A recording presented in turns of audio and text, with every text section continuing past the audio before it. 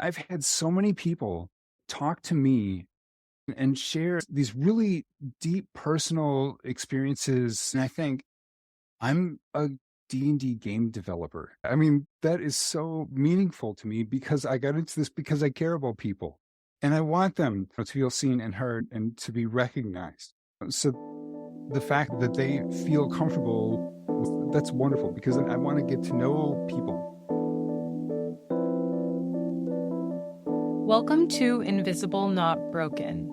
This week, our host Monica is joined by Dale Critchley, an exceptional video game developer who is making waves in the gaming world. Dale has embarked on an incredible journey with a Kickstarter campaign aimed at creating the largest and most diverse line of disabled fantasy miniatures. They delve deep into the origins and inspiration behind this groundbreaking project.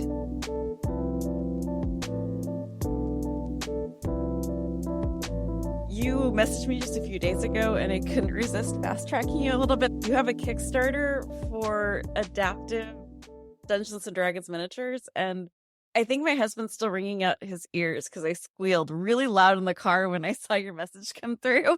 So can you tell me a little bit about what you're doing? I'm assuming anyone who's listening to this episode in particular at least has an interest in RPGs or Dungeons and Dragons. We'll try to explain a few things, but mostly if you're here because you're really into this. I started a company a couple years ago called Wormworks Publishing. I used the name for years just as a hobby. And then I said to my family, because disabilities, neurodiversity, mental illness, all those things are a huge part of our family. I looked around and I didn't see much in the way of representation in Dungeons and Dragons. And I've been playing D&D since 1982. So I said, I'll make a little book with some adaptive devices or something like that, for D&D. And I said, I want to make real world things where there's generally kind of a trade-off that doesn't just magically make things go away. It helps, but a lot of you get some kind of disadvantage. Or you have to decide, are the side effects worth it, and things like that. And I thought it would be a good way to just help people understand that and allow people to represent their own experiences. And so I started talking to some people because I wanted to get people's actual experiences and not just assumptions and stereotypes. So I'm working on this thing, and what do you think of this? And I realized real quickly that I was creating a solution for a non-existent problem because there's no built-in way in Dungeons and Dragons to represent disabilities besides purely narratively. And so, okay, well, let's do that end of it too. And so I thought, okay, where do I start?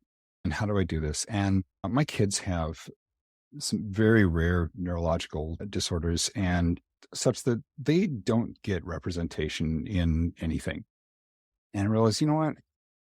That is so many people's experience that they just straight up don't get representation anywhere. And so they're already being left out. Here's something I'm creating that I want people to feel a sense of representation and inclusion. I don't want people to feel left out of that.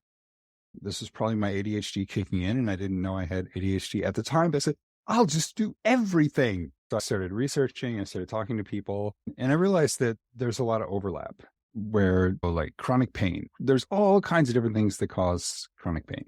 I started compiling a list of what we initially called symptoms, but then I changed it to traits because not everything's negative. I started compiling a list and trying to categorize them best I could just for the sake of having a system of organization. I was talking to people and I said, I don't know what this is going to turn into, where this is going to go, how big this is going to be, whether I'm going to make a penny off of it or whatever, but I feel like it needs to be done. And so if you'd be willing to just talk with me about your experiences and collaborate with me on how to represent that in D&D game mechanics and things, I'll give you a copy of whatever it ends up being. A whole bunch of people said yes to that. I reached out to artists and I said, I'm looking for artists that are disabled, that have neurodivergent or mentally ill. And if I make money off this, I'll be able to pay you, but I have no idea. But if you're interested in being part of this, I'd love to have your help. A bunch of people said, I would love to be a part of that.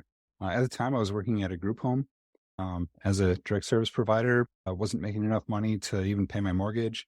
and just trying to do this on the side as a hobby. It was just taking too much time. There's just so many people saying, this is so needed. There's just literally nothing like this out there. I talked to my wife and I said, what would you think if I quit my job and did this full time and did a Kickstarter and just like launch a company that's focused on helping people make lives better using tabletop role-playing games? And she said, I trust you. What we're doing right now isn't sustainable anyway. The industry where you're working is so desperate for people, they would take you back in a heartbeat because you're also one of the best people there. And so really at this point, we've got nothing to lose. So let's try it. And so we launched the Kickstarter last January for Limitless Heroics, and we had 2,300 backers, and I couldn't believe it. And so I was able to pay people and get the book out there. And we just have gotten so much feedback from people saying, I have spina bifida, I have this or that or the other thing. And I never experienced representation, never movies, TV, nothing.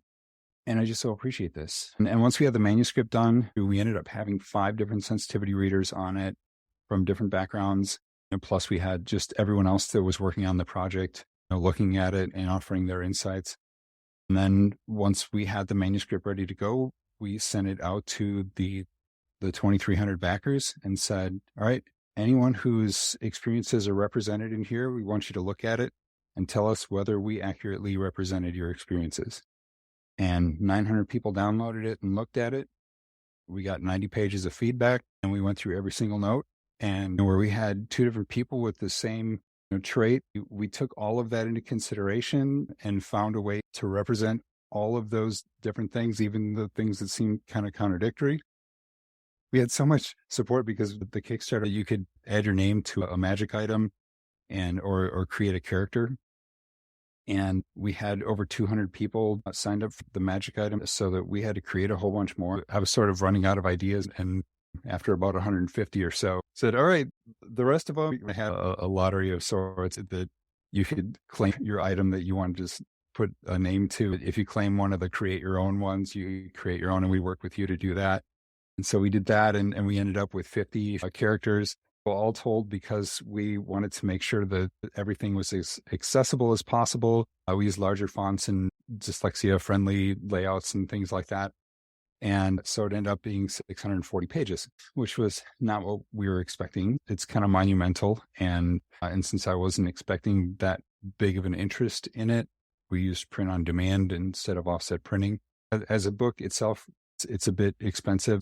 The joy of print on demand is you can offer multiple formats. And so we did a soft cover version and a premium color version. We also created a player's version that doesn't have all the extras, the magic items, the extra characters, the extra adventure and things like that in it, so that'd be more affordable. And that way people could get the full version electronically, but still have a physical copy that didn't cost as much. As we were wrapping up all of that, but there was a lot of people that said, what about other stuff? And the biggest request was miniatures. And I looked around, and Strata Miniatures did a combat wheelchair series a couple years ago, which is really cool. I kept looking around and I just couldn't find anything. There's some of the, what they call it, skinny minis had some representation in there. It's like a printout, like a laminated thick plastic kind of flat printout, but not a 3-dimensional characters. Hey, well, let's create some. First went through, looked at the characters that we already had in Limitless Heroics and said, which of these could we express their experience through a miniature?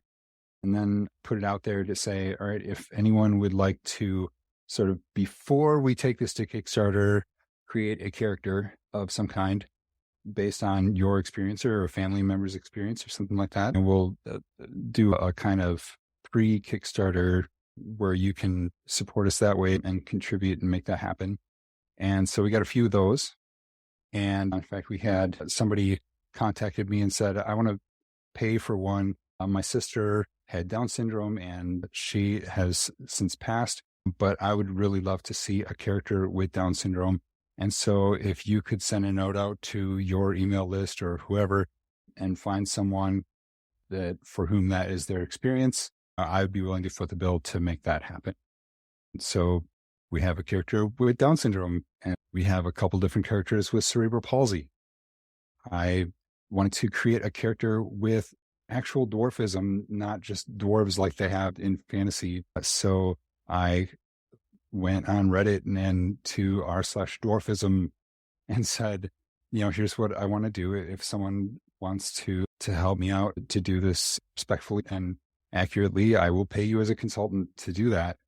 And so we did that. One of my kids, she has anxiety, and she created a character that is sitting focused on a staff that is her grounding device for her anxiety. And we have a little kobold. This is one of the ones from Limitless Heroics, Rourke, that has a little fidget ball that he uses for his anxiety.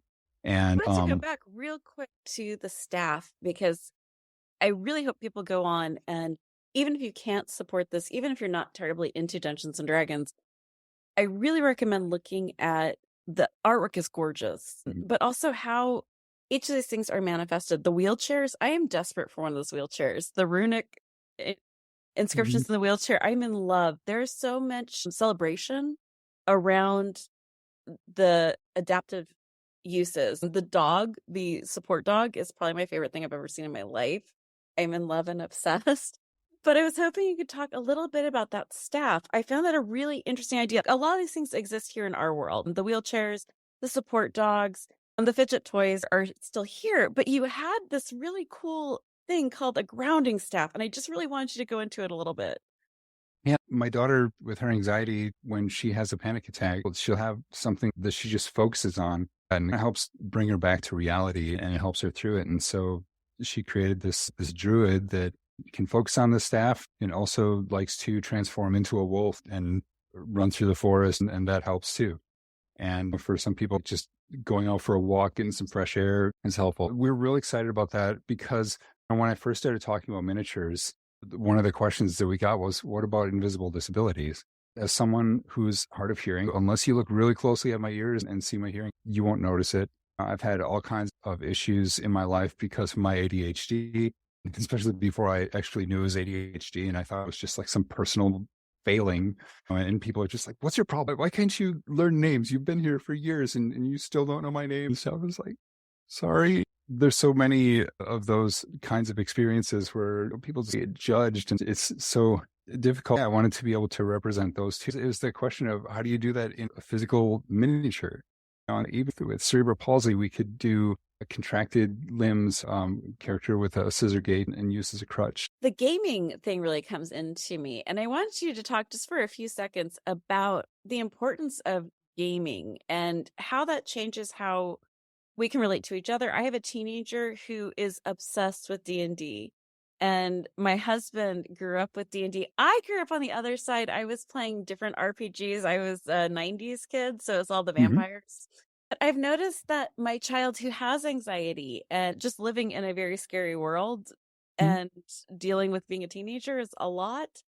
And how I've watched my child grow and change playing this very long campaign that my husband has spent every spare second creating, and it's become a family thing now where we're all creating this scenario together, and it's brought us all together. But I'm watching my child be able to explore different aspects of their personality. They're able to really test out some things that maybe in a world where everything is recorded and thrown up online, they don't feel safe exploring or trying or testing. And this seems to be a really safe place to test out boundaries. I know for myself with Ehlers-Danlos, I don't always know exactly how I can move or what I can do. But if I'm in a game, I can sort of test out those things and see what that would be like if I could do those things, or even if I can't do those things. It becomes a sort of jar for being able to explore different sides of yourself. Yeah, absolutely. From both angles too, because one of these comments that we got was, well, okay, is this for disabled people or able-bodied people? And we said, it's for everyone. If you want to represent your own experience and you want to explore, I wrote New Year's Eve adventure called Time is of the Essence. And we had a character in there with a seizure disorder. When a seizure comes, it shoots off like a ball of lightning around them. Even though it's affecting you negatively, you can use it against other people. And so you can even trigger it as a last resort. It's like, it wasn't like the mechanics that we developed, but it was the idea of what if I could take this experience and use it another way? I want to create some magic hearing aids that when you put your hands like this, like they emit this high powered squeal and they use as a sonic attack against people, because I unintentionally do that to my wife all the time.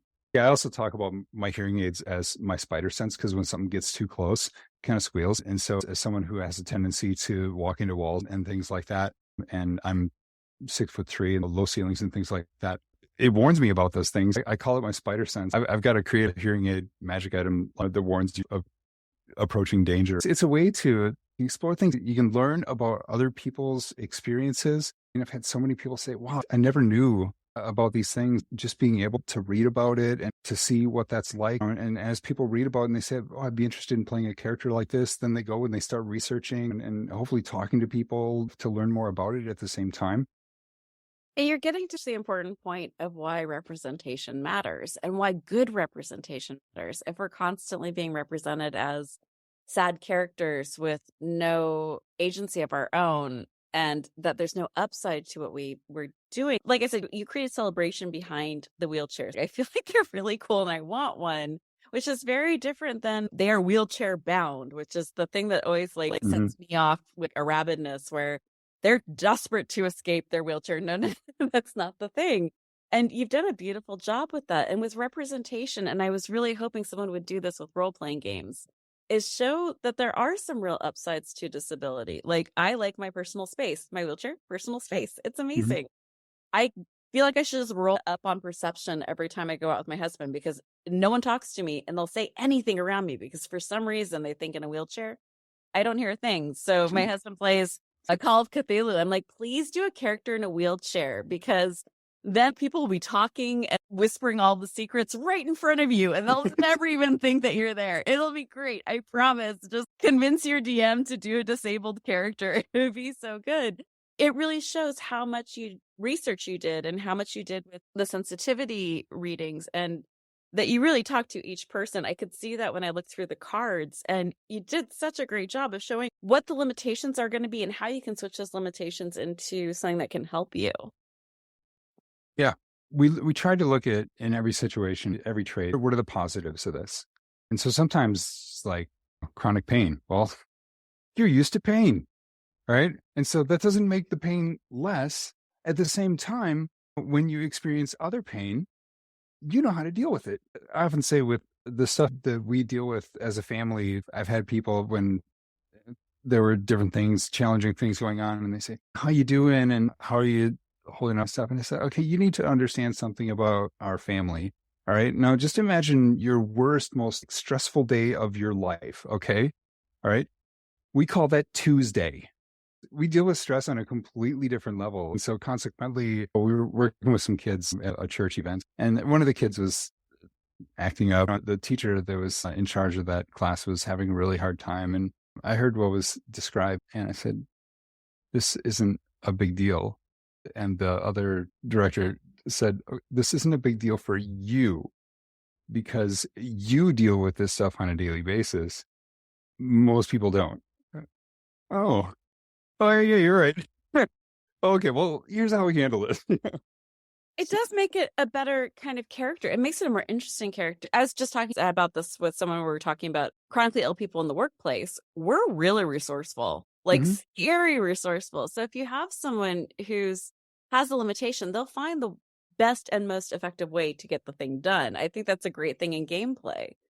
Yeah. Oh, yeah, absolutely. I was talking to somebody who is a wheelchair user and has very little mobility outside of the accessibility tools that he has. Like he says, if I have to, say, grab the remote or something like that, if I drop that, I've got one chance of being able to use something to pick that up. And if I mess it up, what I try doesn't work, then I'm just going to have to wait until someone comes along to help me. And I'm just out of luck until then.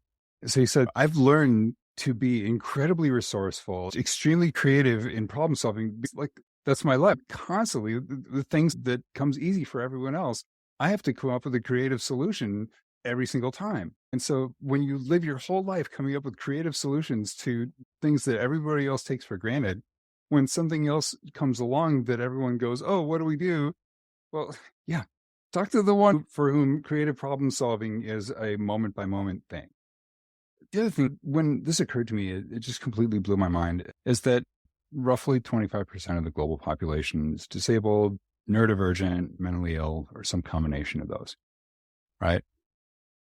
Now, you look at most fantasy worlds, and those people just don't exist there. What if you had a fantasy world where there are no women? That would be a major plot point. I absolutely hear you. And whenever we've tried to include diversity in fantasy world, the amount of screaming on the internet can be heard beyond Twitter. It's a sit back on the heels and howling whenever there is a push that, hey, elves are made up, so maybe they can be anything. A mermaid's not a real thing, my friends. Nowhere, I promise you, it is not a real thing. I swear we would have found a corpse by now.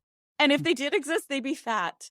And they would have different characteristics. They would not look like a Playboy model. I grew up in the 90s. And this is part of why I didn't get into D&D when I was younger, was every D&D cover had someone who was half naked, overly sexualized, ripping off a dragon. If you have to strategically shave, maybe it's not battle armor. It just felt so isolating. I'm a cis-het woman, and I was a cis-het girl, and going into those spaces was scary. The books just felt very dehumanizing. I think it's part of why I'm so desperately in love with these miniatures, and I'm so in love with the artwork that you've done and all the storytelling you're doing, is these are people. There's that level of, I don't feel insulted as a human using them, playing with them, or interacting with them.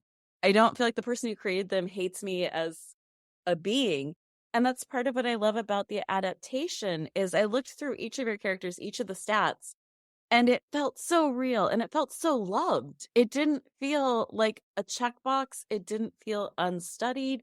It felt like I could play the fibromyalgia character or the anxiety character, or I could even play characters that weren't my disorder. And I would still feel like this is an honor instead of, oh, well, this is going to be a weird little side thing. You think about that. You think about how people that are not used to being around disabled, neurodivergent, mentally ill people, or at least aren't aware of it, because when you consider the statistics, you are, even if you don't know it. I think a lot of the pushback on this is just discomfort. There's this sort of fear, and maybe they don't even know why they feel that way. If they're afraid, I don't know what to say. I'm afraid I'm going to say the wrong thing. Or there's this sort of subconscious where they're afraid that it's contagious, even though consciously they know that it's not.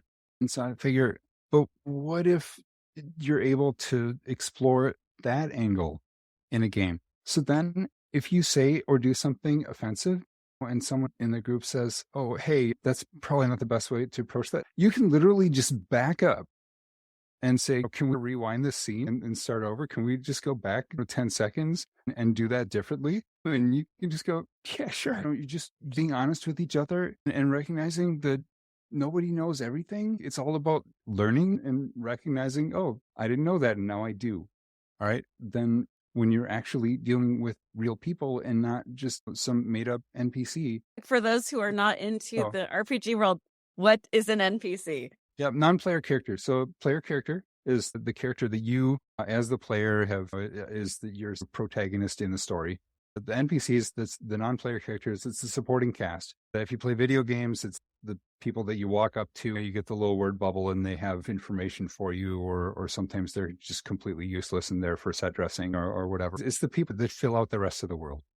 And I've had lots of people that say, well, I'm disabled. And for me, I like to be able to get away from my disability in role-playing games and play the character that I can't be. And that's okay. No one has to do this. But my suggestion is, well, would you at least want there to be people in this world that you're navigating, so that you're just not completely excluding this entire population from your game world? I mean, I understand if you feel like disabilities are such a big part of my life and it causes me so much frustration that I just kind of want to pretend that none of that exists, right? I can't argue with that. Right? Totally valid, but also we can't discount that there's been so much bad representation of disability in the media. And Right. that every time we seem to have a character in a wheelchair, they have dream sequences of not being in a wheelchair. And when wheelchair people die, they're or famous, there's this an onslaught of comics saying, look, they've escaped their mortal shell. So when the constant words in our ears through media are, you just want to die. You either want to get better or you want to die. It's hard to discount that when you have a chance to play something else. So I think this is why this is so important is yes, it's totally valid. You want to play something else. You want to be something else. No worries. That's what this is here for. But I don't think we can discount that our bad feelings about things and our internalized ableism do come from a very big place of media not doing this well. Yeah.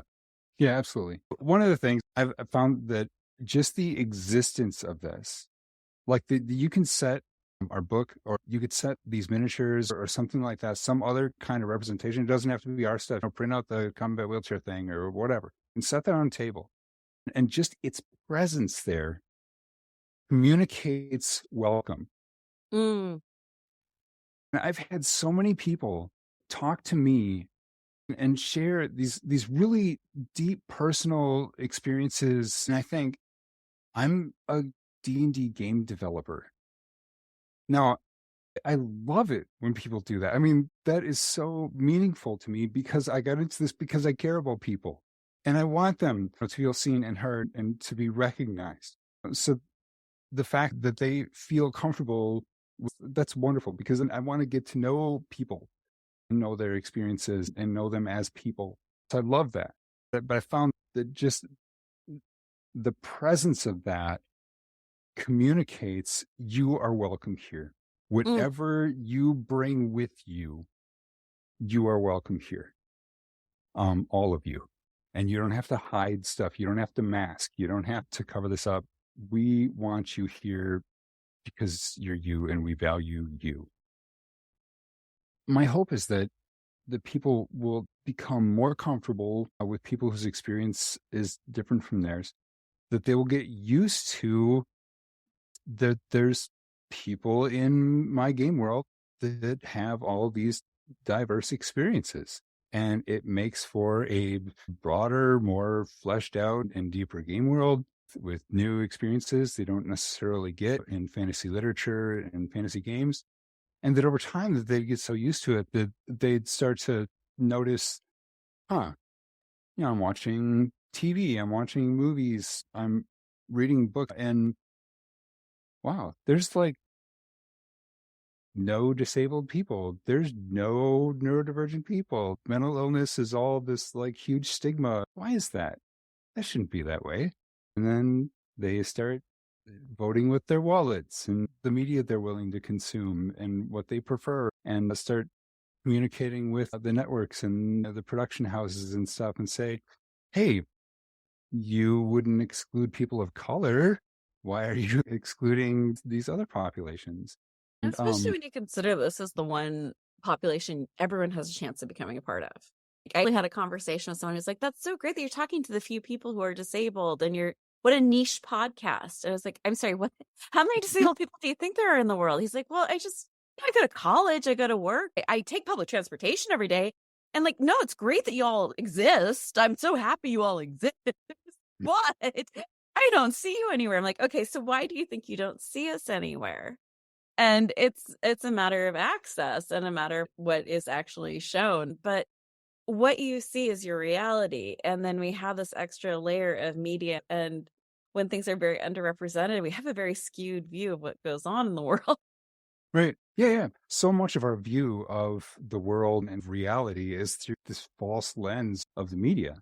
How many of any given population are there? Well, when I watch TV, a certain percentage of the characters. And so we assume that's the percentage. When people do encounter it in real life, they get this sort of visceral reaction to it because it's like, wait, this doesn't fit into my view of how the world should be, which has been shaped by what I consume. The more that just becomes part of people's experience and their view of the world, right? They're going to treat the people differently, right? It's going to eliminate stigmas. It's going to eliminate the pity. You start to see people as people and not incarnations of a diagnosis or something like that. The pity thing, I just wanted to touch on again in gameplay. Just this idea of you can have someone who has a wheelchair, and this is not someone to pity. This is someone who can be an active part of this scenario. That Yeah. means so much to me because the pity thing is infantilizing and it's a removal of power. When that's changed, that makes such a difference for everyone. Yeah, absolutely. People say, well, okay, but a character like that couldn't survive as a D&D character or whatever. And it's like, okay, well, first of all, if you go back to the Middle Ages and the number of disabled people that we had at that time, that they survived or we wouldn't be here today. And back then they didn't have nearly the assistive technologies that we have today. And yet they somehow managed. So therefore, in a world that's kind of based on that, you think there's probably some people like that, especially if there's all kinds of dangerous creatures out there. Maybe there's some people that are dealing with some trauma. I did some math, and someone who can cast a greater restoration spell, which is something that could, say, remove paralysis or something like that, to get to the level of being able to cast a high enough level spell to be able to do something like that, they would be able to to produce enough food to feed 140 people every day. I'm thinking those people, for one, you have to be pretty high level. They're rare. They're the Gandalfs of those worlds. And those guys disappear all the time when you I know, they're like on every street those corner, right? Gandalfs, not reliable people here. Have you ever watched The Magicians by any chance? I know. No, I've heard. Oh, okay. They work on this issue a lot with what magic can and can't solve. Have you played Bassin yet? It's a different RPG. Mm-mm. They have a really cool game engine that works really closely with this idea. And there is trauma and there is mental breaking points. And that's not something that magic can solve. It's something you roll for all the time. And my husband for Call of Cthulhu is always rolling to see if he's sane or not, which I find hilarious. Often ends up in jokes in our marriage. But it's an interesting idea when you start looking at, well, magic can't solve all of this. And if it could, it's going to come at a tremendous cost to the community and to the energy resources.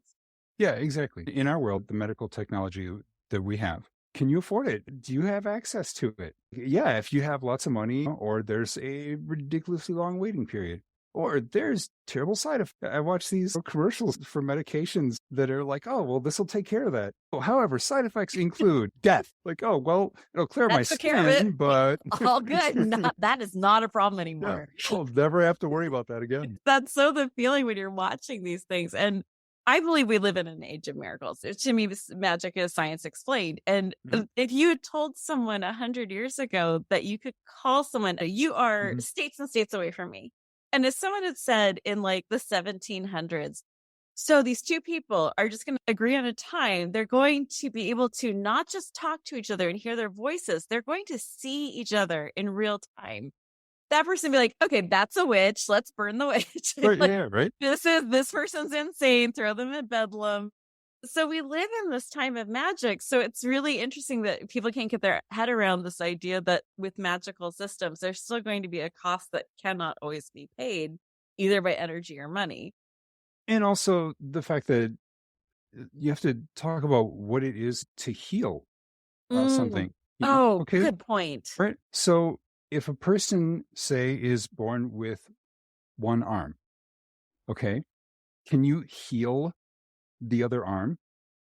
That's sort of like healing a tail onto an elf. They didn't have it in the first place. It's not part of their genetic makeup. And then if you're healing an emotional wound, does that remove the things they learned from that? Right. Like healing trauma, I mean, as a post-traumatic person, there's a lot I learned in that process. Would that go away? I now know how to read a room, like have that trigger sense of safety. Yeah. And then that whole question of, okay, but could they survive as a sort of heroic character or whatever? I came across this a few weeks ago was Porphyria Awareness Week, and I was doing some research on that. It's a very rare blood disease that, among other things, one of the expressions of it causes sunlight sensitivity. And it's been suggested that there's a pretty decent chance that Vlad Dracula had porphyria, all right, which may possibly be the source of the whole vampires and sunlight thing, right? Now, so one of the most feared people in history who still terrifies people to this day had a chronic disease. I mean, in Dungeons and Dragons itself, you have the character Strahd, who is one of the most feared characters, and he's the D&D version of Dracula. People say, okay, well, not the same. Okay, but he's still a vampire, okay? And here's someone that actually has that vulnerability, the D&D term, but he's got that call it an allergy or sensitivity, but he does just fine. Maybe someone with a really strong peanut allergy might be okay too. I've been having some issues lately. As time goes on, just about anyone can end up disabled. And as I get older, I'm less and less mobile. On the one hand, that helps me to empathize with other people's experiences. But I've also found that just because of the work that I have done, I've learned from it too. It doesn't bother me. It bothers me having to get up when I'm sitting on the floor. But this is okay. This doesn't stop me from being who I am. Well, maybe I'm going to end up joining this other population. But you know what? We're fun. Yeah. We are so snarky and fun. We welcome it. Come on over. Yeah. So, I mean, Come from the dark side. It becomes something that you don't have to fear. Great point. The fear things. I think that's a lot of where ableism comes from, is this terror that it's an unimaginable life to be limited. And that's what I've come across, because I'm mostly wheelchair, mostly bed. And just the amount of horror I see in people's faces I've actually heard oh my God, your life must be a living hell. Yes, sure. but that's only because of politics lately. So other than that, if I have Netflix, not so hellish. I'm good. But I also want to go really quickly back to when we were talking about representation. And I think it's important to have disabled villains. I think it's important to have all ranges. What I do get concerned about is things I see with Marvel. And I'm very big into nerd geek culture and how it represents people, and especially people with disabilities. And what I'm really seeing terrifies me with Marvel. And that's that they're taking people who have chronic pain and using it as a reason to become a villain. And I find that really upsetting. Like this idea that our disability would make us insane or angry. Yeah, it might, but I get to say that, not someone else. And the idea that chronic pain would make me want to hurt someone else it's really insulting and upsetting. And I think it's important to also bring up the other side of, if you're going to do these characters, you have to do your due diligence and research. And chronic pain makes me curl up and watch Queer Eye for 6 hours. It does not make me go out and hurt other people. Yeah. No, that's something when we wrote Limitless Heroics, we included a section in the beginning on tropes to avoid. And by the way, a lot of that stuff, even if you don't get the book, we do have all of that opening material on accessibility and inclusion. We have a free preview that has all of that information. And we wanted to make that really accessible to people to use. That we want to make sure people can access it. And speaking of, on our website, wormworkspublishing.com, if we have a full preview of the book, you just go to the product page and you can click, and the whole thing is there. So if you just go, well, I have these experiences and I want to find out how you represent those. Yeah, you can just go and do that. We also have several free copies because we have a community copies program. And so we have a lot of free copies that are currently available for anybody that can't afford to purchase it. Financial accessibility is a big part of it too. There's the whole disability tax thing. It's a whole another topic. So we wanted to still be able to put food on our table and be able to pay all of the artists and editors and writers. We want to be able to pay them fairly. So we charge for our work. Frankly, I think that the work that people are doing for us is valuable and deserves to be valued in that way. But we're always looking for ways to make it more accessible for whom finances are a challenge, because I definitely get that too. Did you see the new Dungeons and Dragons movie? No, that is the plan for tomorrow night. Oh, well, I'm a little jealous to get to watch it for the first time tomorrow night. I hope you enjoy. Thank you so much for your time. If you would like to support this project, head over to our website. We will have everything to click on right at the top of our show notes, or just head directly to, what's your website? Mini or minis, either one will work, .inclusiverpg.com. Perfect. Head over there. And if you missed that and you're driving, it will be in our show notes. So thank you so much. I really cannot tell you how much I appreciate this conversation. I've been just so excited to talk to you about this. For everyone who's listening, we are starting a new segment on technology and disability. So that will be coming up soon. And I'm going to be reviewing different gadgets, health gadgets, cars, anything that helps us kind of level the playing field in inclusivity. So let me know what you want me to cover on that. So thank you, everyone. Thank you for joining us today. To find out more about today's episode, including show notes, transcripts, and where to donate to Dale's campaign, please visit invisiblenotbroken.com. Please rate and review us on Apple Podcasts, Spotify, or wherever you listen to podcasts. You can also support the show by heading over to our Patreon or by sharing these episodes. We are non-advertising, and our growth is thanks to you listeners. Thank you to our host, Monica, and our guest, Dale. This episode was edited by me, Alice Fan. Last but not least, be kind, be gentle, and be badass.